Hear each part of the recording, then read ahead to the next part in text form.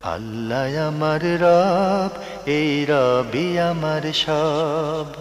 দামে দামে তুন মনে তারি অনুভব। তোমার দুনিয়াতে আমি যেদিকে তাকাই, অথই নিয়ামতে ডুবে আছি সবাই। পাক পাখালির গানে শুনি তসবি কালো রব, তসবি কালো রব। আল্লাহ আমার রব, এই রবি আমার সব। আসসালামু আলাইকুম।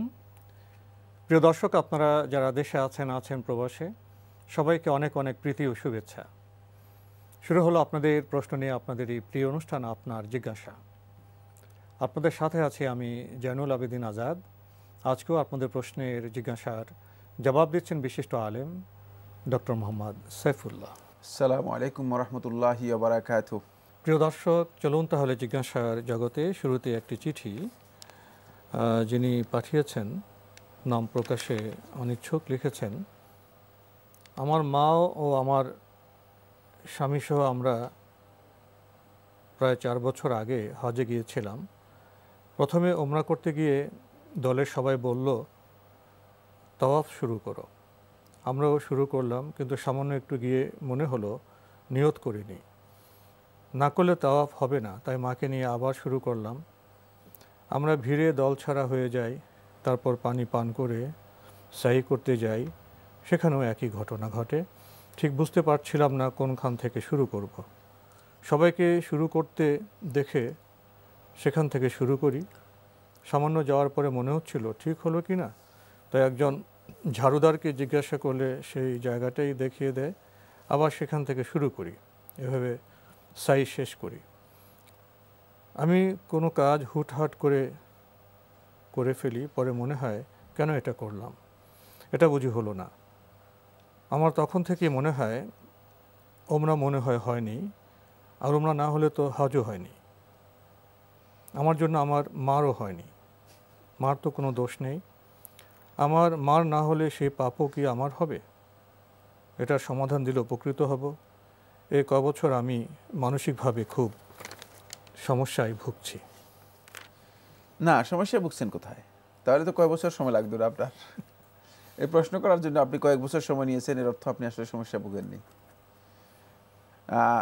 এ নিয়ে এত টেনশনের কিছুই নেই। বাকি আমি আপনার প্রশ্ন থেকে বুঝতে পেরেছি আপনার সমস্যা কোথায়। আপনার উমরা হয়েছে, যেহেতু আপনি তওয়াফ করেছেন, সাই করেছেন, মানে উমরা যে রোকনগুলো রয়েছে সেগুলো আপনি পালন করেছেন, সুতরাং আপনার উমরা হয়ে গিয়েছে। আপনার মায়ের উমরা হয়ে গিয়েছে, যেহেতু আপনার সাথে তিনি এই বিধানগুলো পালন করেছেন, এই জন্য আপনার মায়ের উমরা হয়ে গিয়েছে। তাহলে তো ওরা হজ হয়ে গেছে। এবং হজে হয়তো প্রশ্ন করেন নাই, এই কারণে হজ হয়নি। হ্যাঁ, মানে উমরার সাথে হজেরও সম্পর্ক নেই। তারপরেও আপনি বলেছেন এই কারণে আমাদের হজও কি বাতিল হয়ে গেল কিনা, না, কোনোটাই বাতিল হয় নাই। প্রত্যেকটা কাজই আপনি ঠিক মতো করেছেন। বাকি আপনার মধ্যে কিছুটা মানে সন্দেহ সংশয় ওয়াসওয়াসা আছে। এই ওয়াসওয়াসার কারণে আপনি হয়তো নিজে টেনশনের মধ্যে আছেন। টেনশনের কোনো কারণ নেই। শরীয়তের বিধানের মধ্যে এটি পালন করলেই আল্লাহ সুবহানাহু ওয়া তাআলা আল্লাহর বান্দাদের বিধানগুলো, আমলগুলো কবুল করেন। এ নিয়ে অনেক বেশি মানে বাড়াবাড়ি করার দরকার নেই। আর এটি টেনশনের বিষয় নয়। যেভাবে পালন করেছেন সেভাবে শুদ্ধ হয়ে গিয়েছে। আপনি আরও লিখেছেন, আরেকটা সমস্যা হয়েছিল। আমার স্বামী নাপিতের কাছে চুল কেটে আমাকে বলল, কয়টা চুল কেটে দাও। আমি কেটে দিই, তারপর সে আমার চুল কাটে, পরে আমি মায়ের চুল কেটে দিই, তারপর আমার স্বামী চুল ন্যাড়া করে ফেলে। এটা কি ঠিক ছিল? জানালে উপকৃত হব। আপনার কাজ শুদ্ধ হয়েছে, ভুল ছিল না, কিন্তু আপনার স্বামীর ভুল ছিল। মানে তার উচিত ছিল প্রথমে চুল ছোট করলো, পরে আবার ন্যাড়া করলো। পুরাটাই তার চুল পুরাটাই মানে হলক করা তার জন্য উচিত ছিল, অথবা পুরাটাই ছোট করা উচিত ছিল। সেটা করেননি, ভুল কাজ করেছেন তিনি। কিন্তু আপনার কাজ শুদ্ধ হয়েছে, এতে কোনো অসুবিধা নেই। আমার স্বামী তো পরে পুরো মাথা মুন্ডন করেছে। পরে কখন করেছে, কীভাবে করেছে বিস্তারিত আসেনি। এই জন্য আমি যতটুকু বলেছি ততটুকুর মধ্যে যথেষ্ট। জি, আমার স্বামীর ইচ্ছে 2 বছর পরে তার পিতামাতার জন্য আমাকে নিয়ে হজ করবে। আমার প্রশ্ন হলো, যদি আমার হজ সঠিক না হয়ে থাকে, তাহলে কি আমার শাশুড়ির পক্ষে আমি হজ করতে পারবো? হজ তো হয়েছে আগে আগে প্রশ্নের উত্তর হয়ে গিয়েছে জি। আপনার হজ সঠিক হয়েছে এবং আপনি আপনার শাশুড়ির পক্ষেও হজ করতে চান, পারবেন, কোনো অসুবিধা নেই। তবে একটু সন্দেহটা আস্তে আস্তে আস্তে আস্তে কমাতে হবে। জি প্রিয় দর্শক, এবার আমাদের হাতে দীর্ঘ একটি চিঠি। এটি পাঠিয়েছেন ফজল, বালিগাঁও, টঙ্গিবাড়ি থেকে। আপনি লিখেছেন, সালাত মুমিনের মেরাজ স্বরূপ। সালাতে মেরাজ যার হলো, মেরাজ যে হলো তার প্রমাণ চাই। সালাত মুমিনের মেরাজ স্বরূপ যে বক্তব্য দেওয়া হয় থাকে, এটি মিথ্যা বক্তব্য, এটি হাদিস দ্বারা প্রমাণিত হয়নি। এবং এই মর্মে যে হাদিসটি উল্লেখ করা হয় থাকে, আস-সালাতু মিরাজুল মুমিনিন, এটি জাল হাদিস, মিথ্যা হাদিস।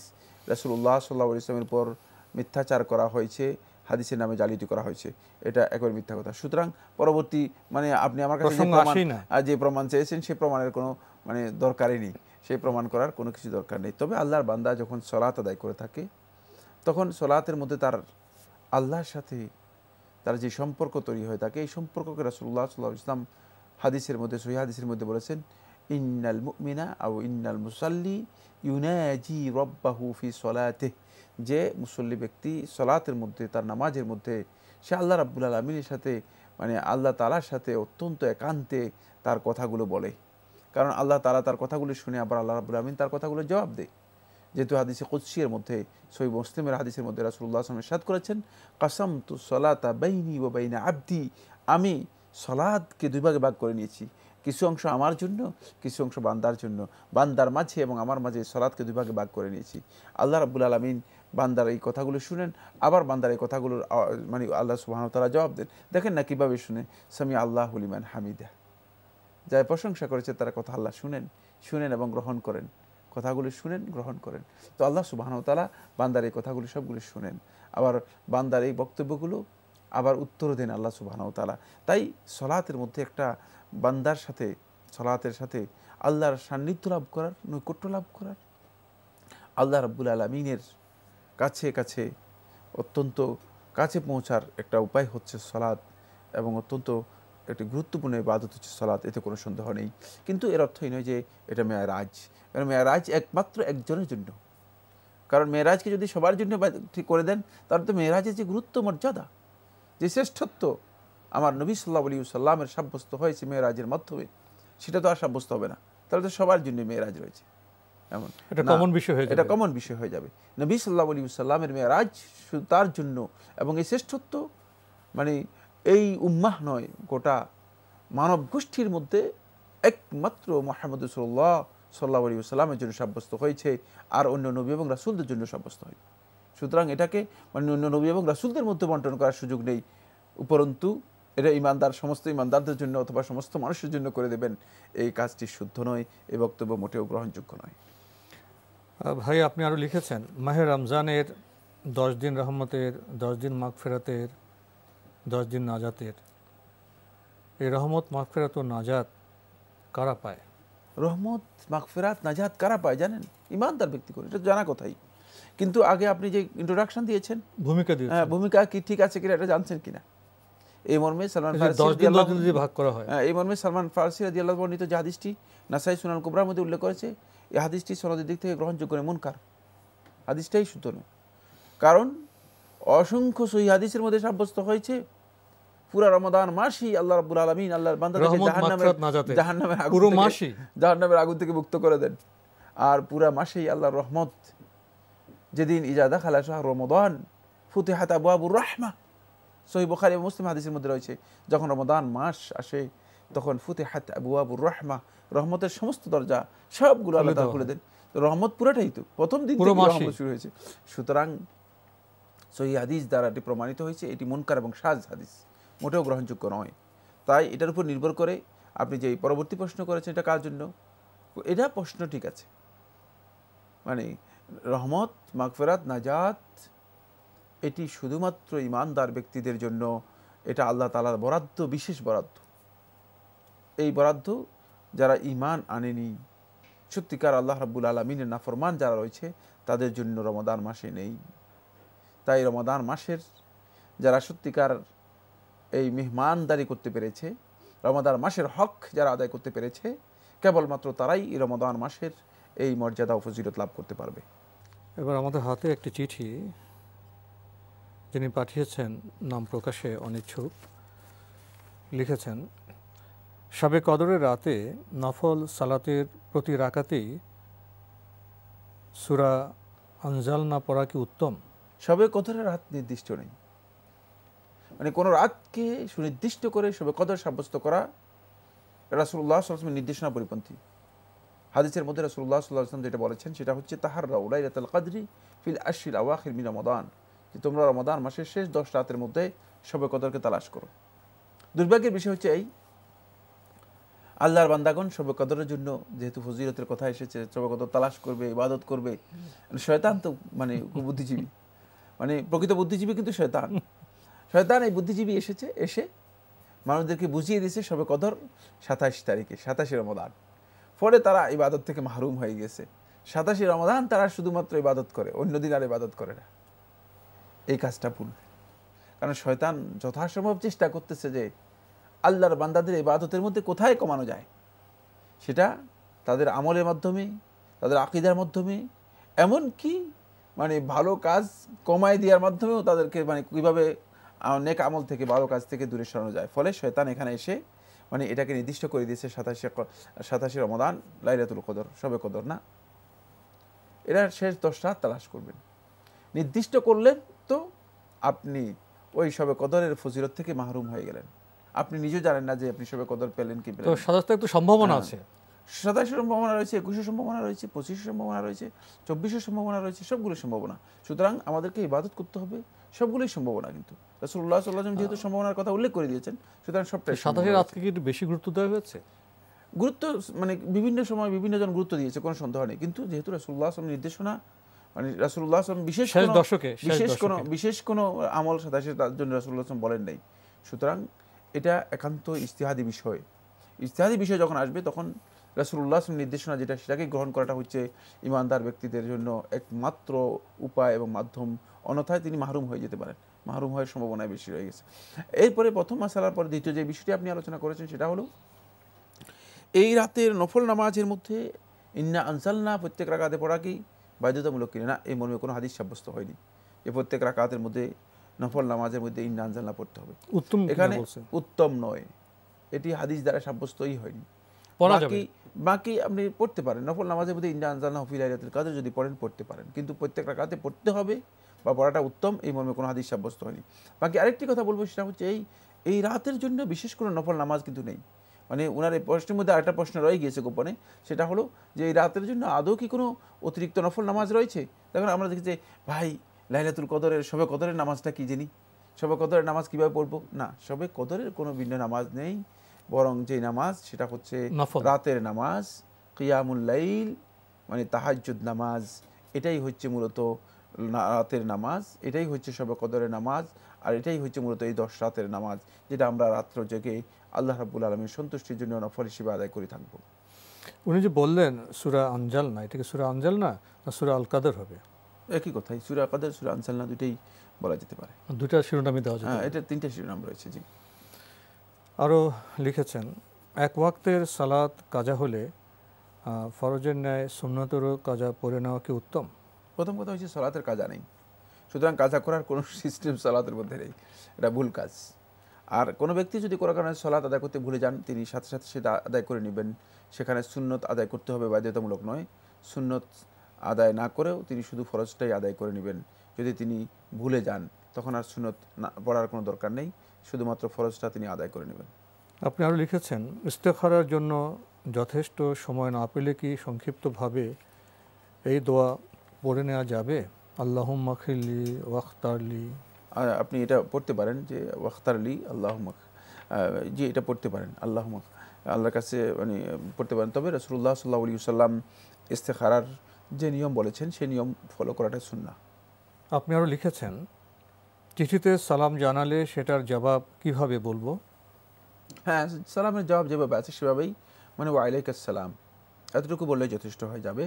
মানে সালাম যদি কেউ জানায় চিঠির মাধ্যমে, তাহলে আপনিও সালাম মুখে উচ্চারণ করবেন, যথেষ্ট হয়ে যাবে। আপনি আরও লিখেছেন, যে জালেমের জামা তৈরি করে সেও জালেম, আর যারা সুই সুতা বিক্রি করে তারা জালেমের সাহায্যকারী। এমন বক্তব্য কি সহি? এটাও মানে আরেকটা কিচ্ছার কথা আবার স্মরণ করে দিয়েছে। সেটা হচ্ছে মানে যেই যে লোককে মানে কবর দেওয়ার পরে যেই গরুর ঘাস মানে যেই কবরের ঘাস গরু খায়, সেই গরুও কাফের, এবং এই গরু গোশত যারা খায় তারাও কাফের। দুধ যে খাবে, হ্যাঁ, মানে এই ধরনের ফতোয়া ইসলামের মধ্যে নেই। ওয়ালা তাসিরু ওয়াসিরাতু বিজরা উখরা, একজনের দোষ আরেকজনের উপর চাপার সিস্টেম ইসলামের মধ্যে নেই। ওয়ান লাইসা লিল ইনসানি ইল্লা মা সাআ, মানুষের আমলের জন্য মানুষ মানে পাকড়াও হবে, সে যেটা চেষ্টা করেছে সেটাই সে লাভ করতে পারবে। সুতরাং ইসলামের মধ্যে এরকম কোনো বিধান নেই যে একজনের উপর মানে একজনের দোষ আরেকজনের উপর আপনি চাপিয়ে দিবেন, এটা ইসলামী বিধান নয়। আপনি যে বক্তব্য দিয়েছেন এটা একেবারে ভুল কথা। ইসলামকে এত সংকীর্ণ, এত মানে গোয়াট বা গোড়া ইসলামকে ভাববার কোনো সুযোগ নেই। ইসলাম একটা উদার দিন। সুতরাং জালেম ব্যক্তি এর জামা তৈরি করলে সে লোক জালেম হয়ে গিয়েছে, এটা শুদ্ধ নয়। কোনো ব্যক্তি জালেম হলে সেটা তার জুলমের জন্য সে অবশ্যই জিজ্ঞাসিত হবে। এখন জামা তৈরি করার জন্য সে দোকানে এসেছে, দোকানে যিনি টেইলার আছে তাকে বলেছে আমাকে একটা জামা তৈরি করে দেন। টেইলার বেচারা ব্যবসা করতেছে, সে জামা তৈরি করতেছে, সে এই জন্য কি সে জালেম হবে? তাহলে আবার চোরের জন্য যদি জামা তৈরি করে তাহলে সে কি চোর হবে? এই ধরনের চিন্তাধারা একেবারেই ভুল। আমরা আসলে বাড়াবাড়ি করছি। এটাকে হাদিসের পরিভাষায় বলা হয়েছে তানাত্তু।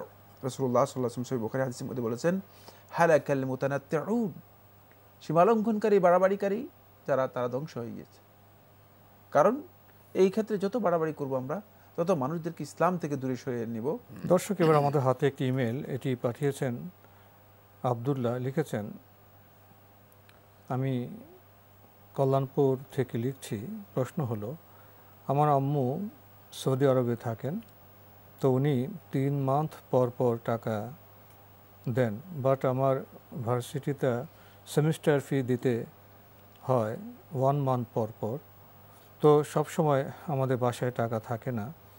আমার আপু গোল্ড স্বর্ণকারের দোকানে গিয়ে টাকা নিয়ে আসে, পরে যত টাকা আনি ওই টাকা তো দিতে হয়, আবার সুদও দিতে হয়। এখন আমরা কি করতে পারি? এতে কি আমার পড়ার যে খরচ দেয় সেটা কি হারাম হবে? আর অন্য কারো কাছ থেকে টাকা না পেলে এই ব্যবস্থা গ্রহণ করতে হয় আমাদের। এটা কি সুদের ভিত্তিতে আনে? জি, যে টাকা আনে ওর পরে এটা সুদ দিতে হয়।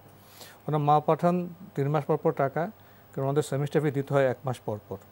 টাকা থাকে না, স্বর্ণকার দোকান থেকে টাকা আনেন, পরে এই টাকার মূল টাকার সাথে আবার কিছু সুদও দিতে হয়। এখন ওনার লেখাপড়ার এটা খরচ। আপনাদের যদি এমন হয় যে আপনাদের কাছে আর কোনো ব্যবস্থা নাই, তাহলে আপনারা মুত্তারের মাসালার মধ্যে চলে আসবেন, যে বাধ্য হয়ে গেছে, বাউন্ড হয়ে মানে গেছে, কাজটা মন্দ, বাধ্য হওয়ার কারণে। তাহলে আল্লাহ গুনাহ মাফ করতে পারেন। গুনাহগার হবেন না, কিন্তু কাজটা জায়েজ না, কাজটা হালাল বা বৈধ না। কিন্তু গুনাহ থেকে হয়তো বাঁচতে পারেন যদি আপনি মুত্তার হন, বাধ্য হয়ে যান, যে আপনার কাছে আর কোনো টাকা নেই, আর কেউ আপনাকে সাহায্য করছে না। এক্ষেত্রে যদি কারো কাছ থেকে কর্জা হাসানা নিতে পারেন সেটা সবচেয়ে উত্তম।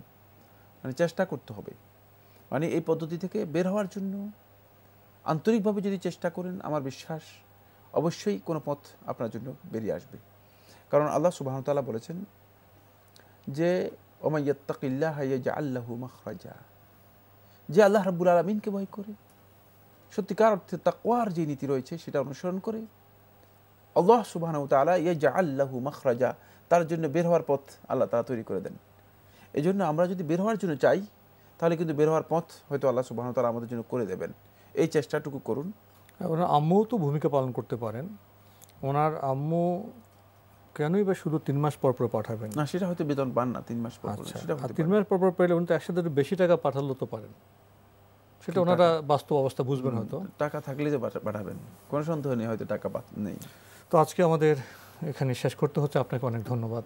আপনাকে অবশ্যই ধন্যবাদ। প্রিয় দর্শক, এই প্রশ্নে অনেক বার্তা আছে, কিছু বার্তা তো আমরা পেলাম, এবং কিছু বার্তা এই ইমেলের মধ্যে সুপ্ত আছে, গোপন আছে।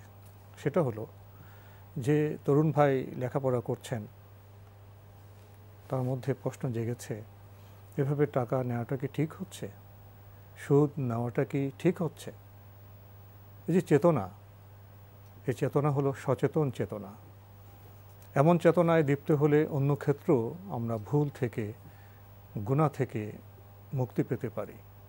আসুন আমরা ইসলামের চেতনায় আমাদের জীবনকে সাজাই, সম্পর্ক সূত্রগুলো পুনর্বিন্যাস করি। চিঠি লিখুন, প্রশ্ন পাঠান আমাদের ঠিকানায়। পরিচালক আপনার জিজ্ঞাসা, এনটিভি, বিএসসি ভবন, 7ম তলা, 102 কাজী নজরুল ইসলাম এভিনিউ, কারওয়ান বাজার, ঢাকা 1215। আপনারা ইমেলও করতে পারেন। আমাদের ইমেল অ্যাড্রেস আপনার জিজ্ঞাসা @ntvbd.com। প্রিয় দর্শক, আপনারা আমাদের অনুষ্ঠান এনটিভি অনলাইনেও দেখতে পারবেন। ভিজিট করুন www.ntvbd.com। দর্শক, আপনারা সবাই নিরাপদে থাকুন, থাকুন শান্তিতে। আসসালামু আলাইকুম। আল্লাহ আমার রব, এই রবি আমার সব, দামে দামে তুন মনে তারি অনুভব। তোমার দুনিয়াতে আমি যেদিকে তাকাই, অথই নিয়ামতে ডুবে আছি সবাই।